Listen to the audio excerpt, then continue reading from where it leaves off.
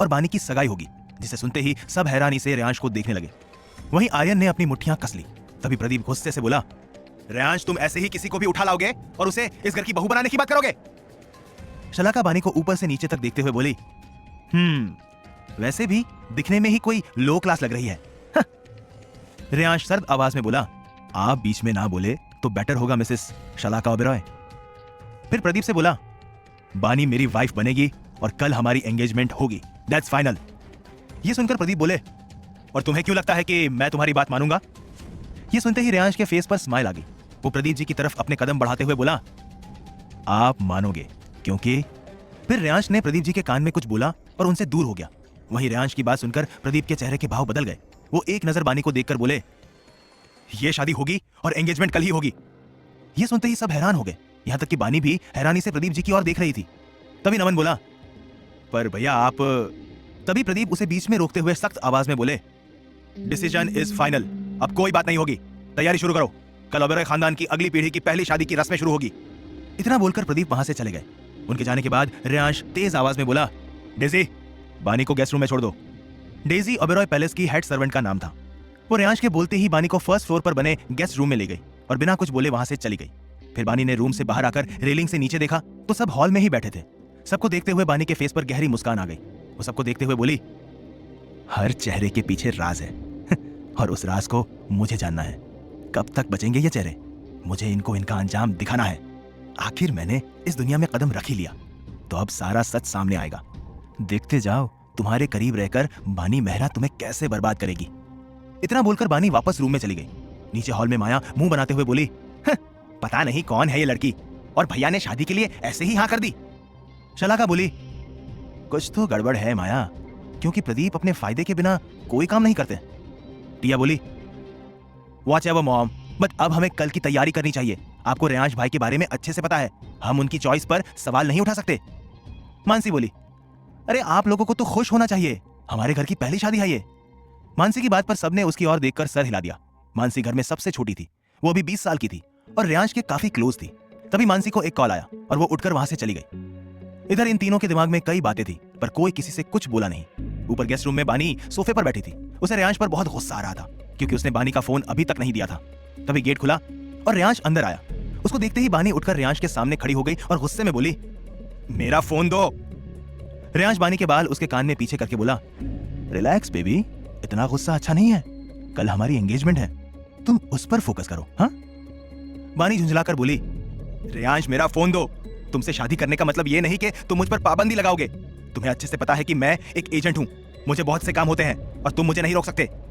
Reyansh devil smile करते हुए बोला, मतलब तुम इस शादी के लिए तैयार हो?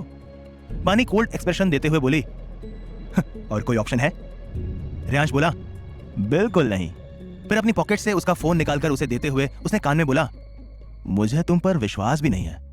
बानी रेयांश की आंखों में देखकर बोली, मत करो, अगर तुम मुझ पर ट्रस्ट करोगे तो पछताओगे, क्योंकि मैं हमेशा तुम्हारे खिलाफ रहूंगी। रेयांश एविल स्माइल करते हुए बोला, माय फाइटर बेबी। ये सुनते ही बानी ने अपनी नजरें फेर ली। तभी रेयांश आगे बोला, कल तुम्हारी फैमिली भी आएगी। ये सुनकर बानी उसको देखते हुए बोली, क्या बोला है तुमने उन्हें? रेयांश बोला, यही कि उनकी बेटी की कल एंगेजमेंट है। रेयांश की बात सुनकर बानी कुछ पल उसे देखती रही। फिर बानी अचानक से बोली, मैं चाहती हूं कि कबीर भी कल आए। रेयांश बानी की कमर पर हाथ रखकर बोला, और तुम्हें क्यों लगता है कि मैं परमिशन दूंगा? रेयांश की बात सुन बानी के फेस पर तिरछी मुस्कान आ गई। बानी रेयांश के गले में बाहें डालकर बोली, अपनी वुड बी वाइफ की इतनी सी विश भी पूरी नहीं करोगे तुम? रेयांश बानी की आंखों में देखकर बोला, खेल रही हो तुम मेरे साथ? बानी भी रेयांश की आंखों में देखकर बोली, तुम्हें क्या लगता है?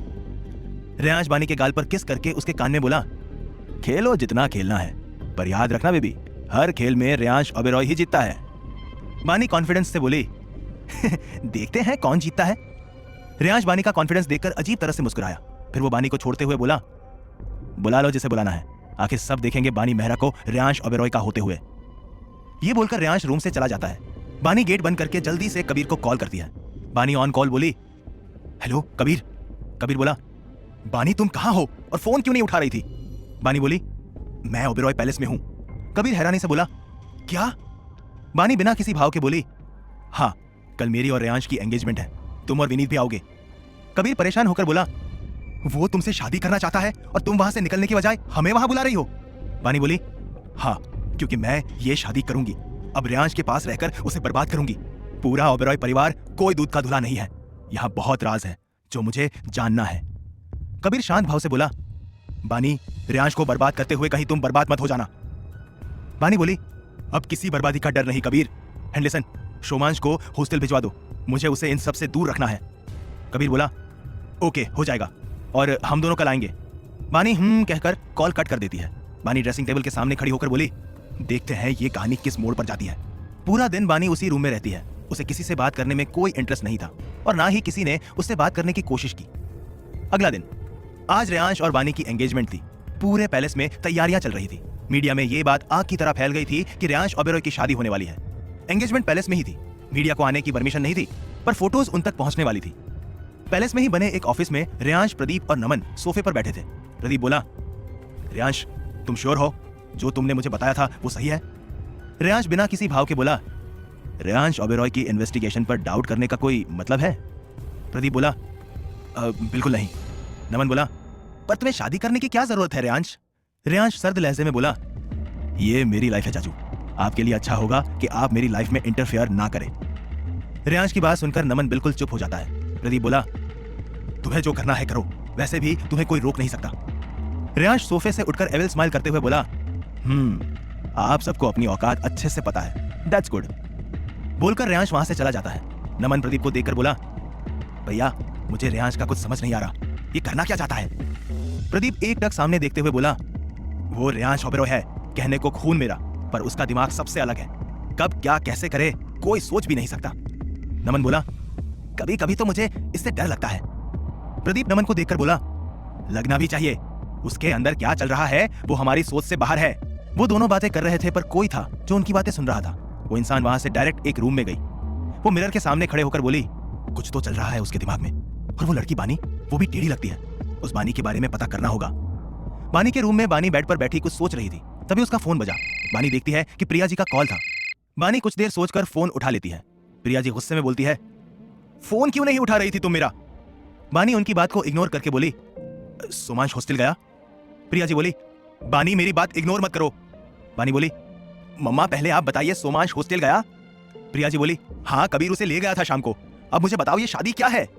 बानी बोली, मम्मा, शादी करना जरूरी है। प्रिया जी बोली, बानी, मैं तुम्हारी मम्मा हूं।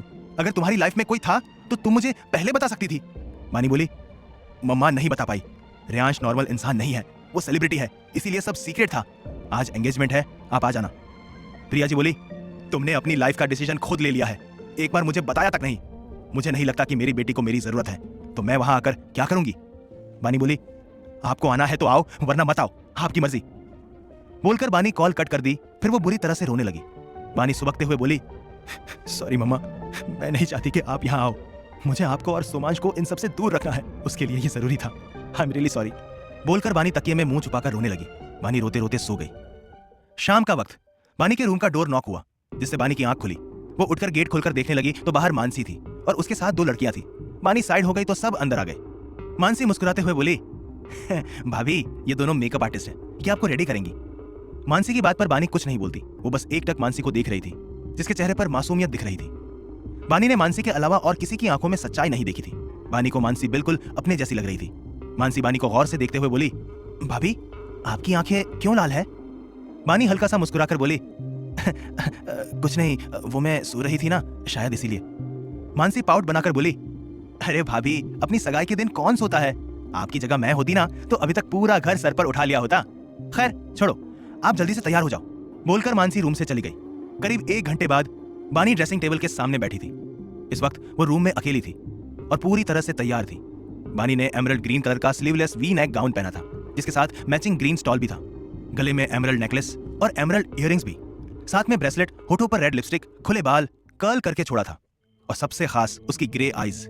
बानी खुद को देख रही थी, तभी रूम का गेट खुलता है और रेयांश अंदर आया। बानी पलटकर रेयांश को देखने लगी।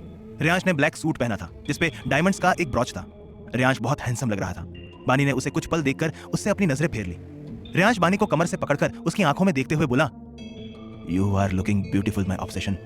ये सुनते ही बानी रेयांश की ब्लू आईज में गौर से देखने लगी। रेयांश तिरछा मुस्कुराते हुए बोला, फीलिंग्स ढूंढ रही हो मेरी आंखों में? बानी रेयांश को देखते हुए बोली, नहीं, ये देख रही हूं कि ये ऑब्सेशन वाली फीलिंग्स कहां से आई तुम में, क्योंकि हो तो तुम फीलिंगलेस। रेयांश बानी के कान में बोला, जो भी है, जैसे भी है, तुम्हारी वजह से है। बोलकर रेयांश बानी के कान को हल्का सा बाइट कर लेता है। बानी हल्के गुस्से में बोली, स्टॉप बाइटिंग मी। रेयांश एविल स्माइल करते हुए बोला, ओके, अभी छोड़ रहा हूं, पर एंगेजमेंट के बाद सारा हिसाब तुम्हारे होठ चुकाएंगे। रेयांश की बात पर बानी कुछ नहीं बोलती, पर रेयांश को घूरती है। क्या है बानी का प्लान? क्या होगा जब कबीर पार्टी में आएगा? जानने के लिए सुनते रहिए cruel hearted, only on pocket FM. Reyansh बानी को नीचे लेकर आया तो सबकी नजरें उन दोनों पर चली गई।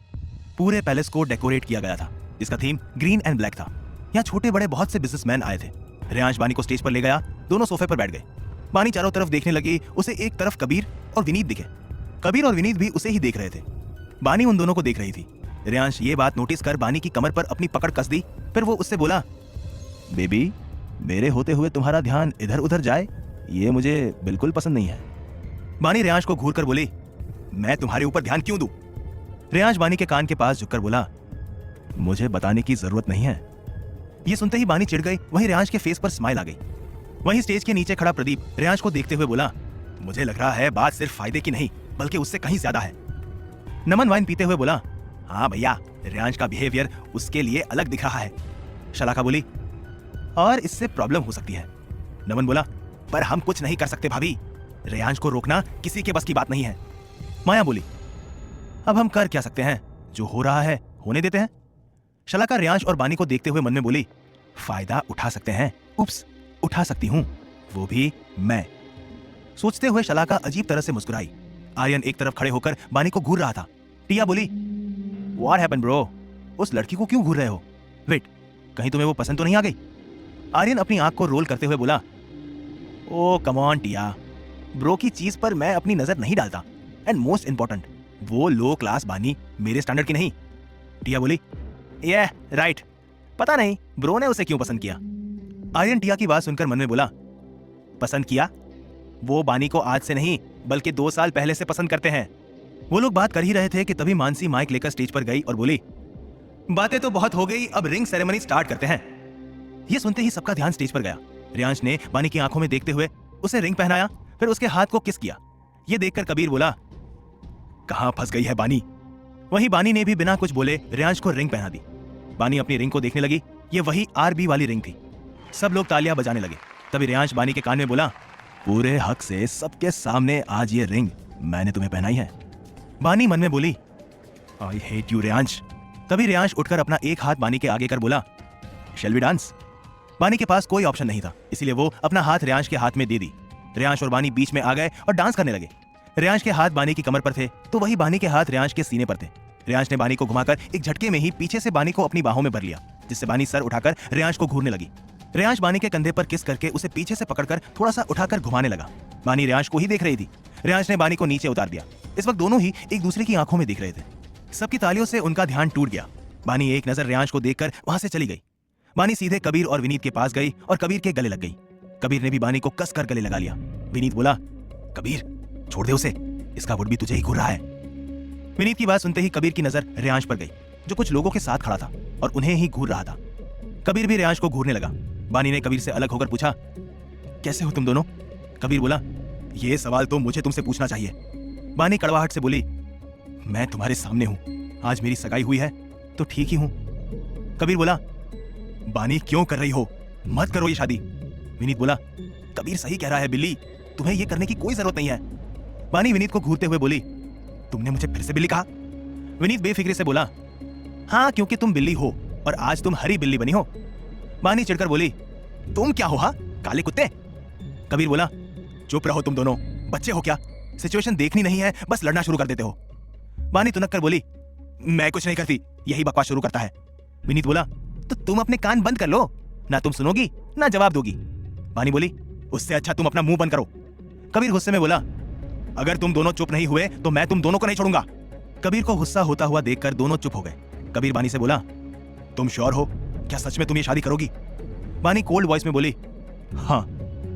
कबीर गहरी सांस लेकर बोला, तुम्हें पता है ना बानी, शादी के बाद तुम इस दुनिया का हिस्सा बन जाओगी, ये तुम्हारी फैमिली बन जाएगी, अपनी फैमिली के खिलाफ लड़ पाओगी? बानी बोली, ये मेरी फैमिली नहीं है, ना कभी होगी। ओबेरॉय फैमिली के मेंबर्स के चेहरे के पीछे कई चेहरे हैं जो मैंने पहली नजर में ही पहचान लिया था। बाकी बातें हम यहाँ नहीं कर सकते, मैं तुम लोगों से शादी के बाद मिलूंगी।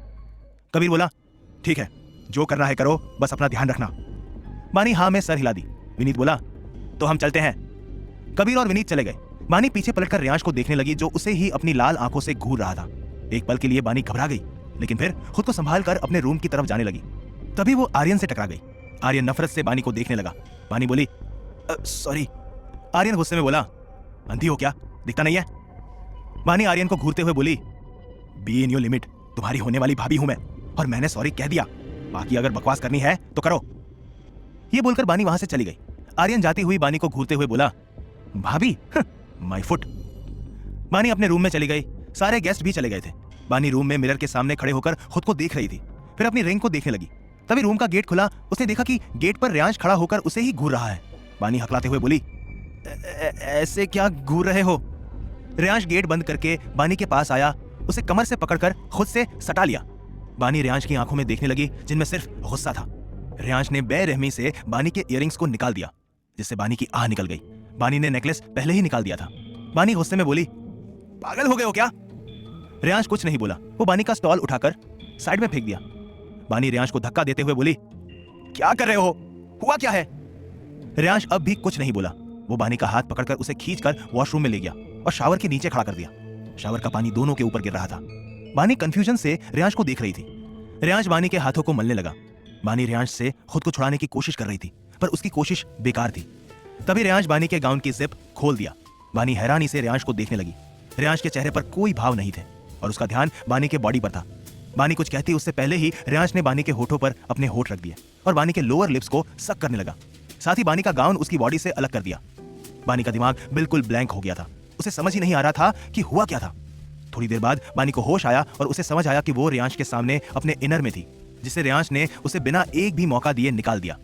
अब बानी रियांश के सामने बिना कपड़ों की थी। रियांश अभी भी बानी के होठों को सक कर रहा था और उसके हाथ बानी के पूरे शरीर पर चल रहे थे। शावर का पानी दोनों के ऊपर गिर रहा था। करीब 20 मिनट बाद रियांश ने बानी के होठों को छोड़ दिया। बानी कुछ रिएक्ट नहीं कर रही थी। रियांश बानी को अच्छे से साफ करके उसे बाथरोब पहनाकर गोद में उठाकर बाहर लाया और बेड पर बैठा दिया। बानी बिना किसी भाव के रियांश को देख रही थी। उसे समझ नहीं आ रहा था कि रियांश ने ऐसा क्यों किया। रियांश झुककर बानी के कान में सर्द लहजे में बोला, तुम्हारे शरीर पर मुझे किसी की छुअन बर्दाश्त नहीं है बेबी। आज के बाद तुम किसी को भी गले नहीं लगाओगी। रियांश की बात सुनकर बानी के चेहरे पर हैरानी के भाव आ गए। वो रियांश को देखने लगी। तभी उसके दिमाग में कुछ आया। वो खड़े होकर रियांश का कॉलर पकड़कर बोली, मैं बस कबीर के गले लगी थी, इसीलिए तुमने ये सब किया। बच्चे हो क्या तुम जो ऐसे रिएक्ट करते हो? और तुम कबीर से चल रहे हो? सीरियसली? तभी बानी ने नोटिस किया कि रियांश उसे बुरी तरह से घूर रहा है। पहले तो बानी को कुछ समझ नहीं आया, फिर जैसे ही उसे समझ आया तो उसने रियांश का कॉलर छोड़ दिया। फिर वो नकली हंसी हंसते हुए बोली, वो फ्लो में आकर कॉलर पकड़ ली, डोंट माइंड। रियांश कुछ नहीं बोला। वो अभी भी बानी को घूर रहा था। बानी चिढ़ते हुए बोली, क्या है, ऐसे क्या घूर रहे हो? कभी देखा नहीं है क्या मुझे? रियांश बानी के पास आकर उसके माथे पे किस कर बोला, गुड नाइट, तुम्हें नींद की जरूरत है। और एक बात, रियांश ओबेरॉय किसी से जलता नहीं है। मैं बस अपनी चीजों से लेकर पॉसेसिव हूं। अब तुम सो जाओ। ये बोलकर रियांश चला गया। बानी मुंह बनाकर बोली, पॉसेसिव नहीं, ओवर पॉसेसिव। बानी कपड़े पहनकर बेड पर लेट गई। वो ऑलरेडी थक गई थी, तो बेड पे लेटते ही उसे नींद आ गई। अगली सुबह, अगला दिन बानी सोकर उठी। उसका मूड कुछ खास अच्छा नहीं था, इसीलिए वो अपने रूम में ही थी। नीचे लिविंग रूम में शलाका और माया सोफे पर बैठी थी। माया शलाका से बोली, देख रही है दीदी, वो लड़की सुबह से अपने कमरे से बाहर नहीं आई है। पता नहीं क्या समझती है खुद को। शलाका फोन चलाते हुए माया से बोली, रियांश ओबेरॉय की बीवी, यही समझती है वो खुद को। ये नाम खुद में ही बहुत बड़ा है, उसके आगे हम भी कुछ नहीं है। और वैसे भी आए या ना आए, हमें कौन सा उससे रिश्ता बनाना है। माया बोली, पर दीदी आगे चलकर कहीं ये बानी हमें ही परेशान ना करे। शलाका बोली, जो होगा देखा जाएगा। फिर मन में बोली, देखा जाएगा कि वो कब तक टिकती है। वही कॉटेज में कबीर अपने रूम में बानी की फोटो देख रहा था जो उसके नाइट स्टैंड पर रखी थी। कबीर फोटो देखते हुए बोला, तुम उस सच्चाई से अनजान हो बानी जिससे तुम्हारा वजूद जुड़ा है, पर पता नहीं क्यों ऐसा लगता है जैसे तुम कुछ जानती हो। उस रात रियांश ने तुमसे क्या कहा था, तुमने आज तक नहीं बताया। आई होप कि तुम्हें वो सच कभी ना पता चले। एक खंडर जैसी हवेली जो बाहर से दिखने में एक बेकार जैसी जगह थी, लेकिन वो अंदर से बहुत शानदार जगह थी। अंदर पूरा मॉडर्न टच के साथ हर चीज थी। वो बाहर से दिखने में खंडर थी, लेकिन अंदर से एक सुंदर हवेली। उस जमीन के नीचे बहुत कुछ था। वहां अंडरग्राउंड सेल थी, अंडरग्राउंड सेल जहां रियांश लोगों को कैद करके रखता था। रियांश इस वक्त वहीं था, उसके साथ शेरा भी था। रियांश अपनी गन में बुलेट डालते हुए सर्द लहजे में बोला, क्या खबर है? शेरा रियांश से बोला, बॉस वो 3 दिन बाद इंडिया आ रहा है। रियांश गन टेबल पर रखकर बोला, 3 दिन बाद? Good decision. ओबेरॉय पैलेस में सबको ये न्यूज मिल जानी चाहिए कि 2 दिन में मेरी और बानी की शादी होगी। शेरा बोला, बॉस शादी 2 दिन में क्यों? रियांश एविल स्माइल करते हुए बोला, शेरा वो आ रहा है ये सोचकर कि वो इस गेम में क्वीन को जीतेगा, बट इतना बोलकर रियांश रुक गया। शेरा तिरछी मुस्कान के साथ बोला, समझ गया बॉस। रियांश बोला, शादी की अनाउंसमेंट हो जानी चाहिए। बोलकर रियांश चला गया। आखिर रियांश किसके आने की बात कर रहा था? क्या बानी ये शादी कर लेगी? जानने के लिए सुनते रहिए cruel hearted, only on pocket FM. बानी फाइनली रूम से बाहर निकली। वो बाहर आना तो नहीं चाहती थी, पर पूरे दिन रूम में रहने से उसे घुटन महसूस हो रही थी। बानी आसपास देखते हुए चल रही थी कि तभी सामने से आ रही टिया से टकरा गई। बानी जल्दी से बोली, सॉरी।